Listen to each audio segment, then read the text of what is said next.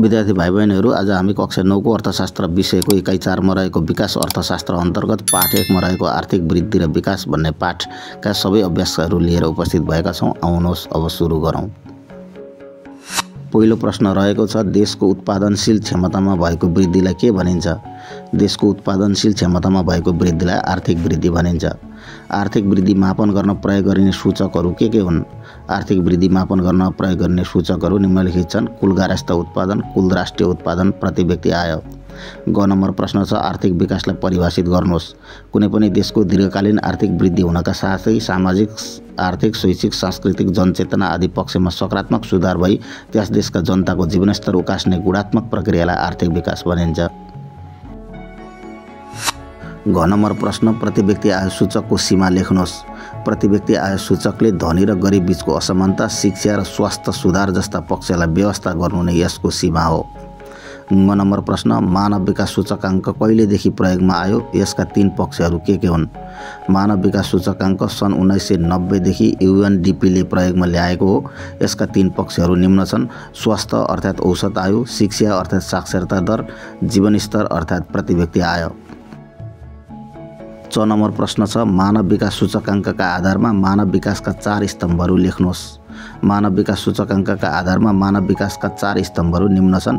न्यून मानव विकास, मध्यम मानव विकास, उच्च मानव विकास, अति उच्च मानव विकास। यसका अङ्कहरू पनि यहाँ दिएको छ, ध्यानपूर्वक हेर्नुहोला।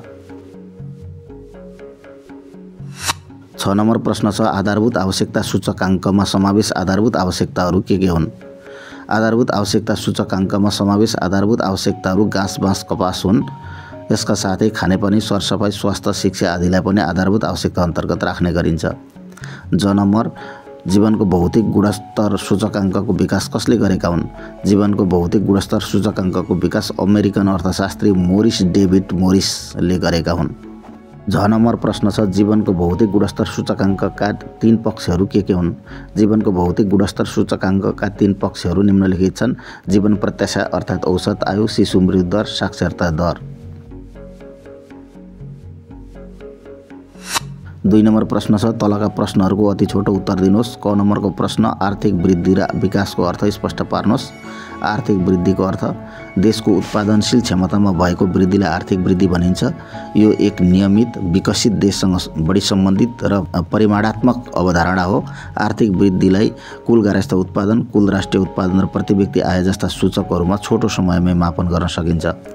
आर्थिक विकासको अर्थ, कुनै पनि देशको दीर्घकालीन आर्थिक वृद्धि हुनका साथै सामाजिक, आर्थिक, शैक्षिक, सांस्कृतिक, जनचेतना आदि पक्षमा सकारात्मक सुधार भई त्यस देशका जनताको जीवनस्तर उकास्ने गुणात्मक प्रक्रियालाई आर्थिक विकास भनिन्छ। यो विकासोन्मुख देशसँग सम्बन्धित गुणात्मक र फराकिलो अवधारणा हो। यसलाई मानव विकास, जीवनको भौतिक गुण र आधारभूत आवश्यकता जस्ता सूचकहरूमा लामो समयमा मात्रै मापन गर्न सकिन्छ। 2 को ख नम्बर प्रश्न छ, प्रति व्यक्ति आय सूचकको परिचय दिनुहोस्। कुनै पनि देशको प्रति व्यक्ति आय बढ्दै गएमा यसले के कुराको सङ्केत गर्छ?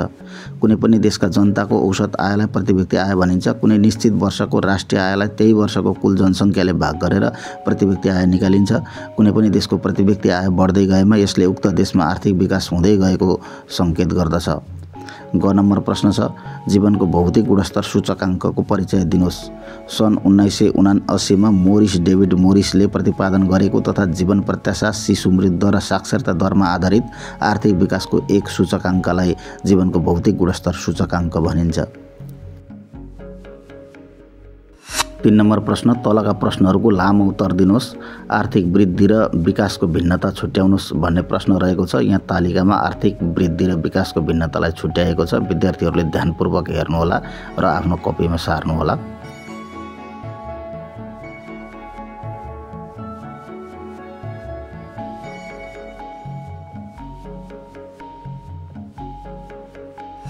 तीन को ख नम्बरको प्रश्न छ, आर्थिक विकासका सूचकहरूको सूची तयार गरी व्याख्या गर्नुहोस्। आर्थिक विकासका सूचकहरूको सूची यस प्रकार छ। प्रति व्यक्ति आय PCI, मानव विकास सूचकाङ्क SDI, आधारभूत आवश्यकता BN, जीवनको भौतिक गुणस्तर सूचकाङ्क PQLI।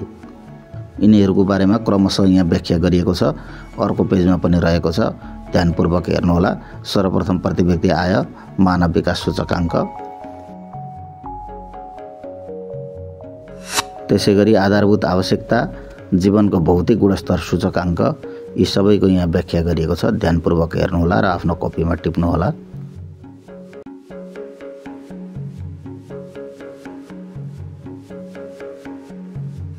विद्यार्थी भाइ बहिनीहरू, तपाईहरुलाई आजको प्रश्नोत्तर कस्तो लाग्यो कमेन्ट गर्नुहोला। साथै हाम्रो च्यानललाई अहिलेसम्म सब्स्क्राइब गर्नुभएको छैन भने सब्स्क्राइब गरिदिनु होला। धन्यवाद।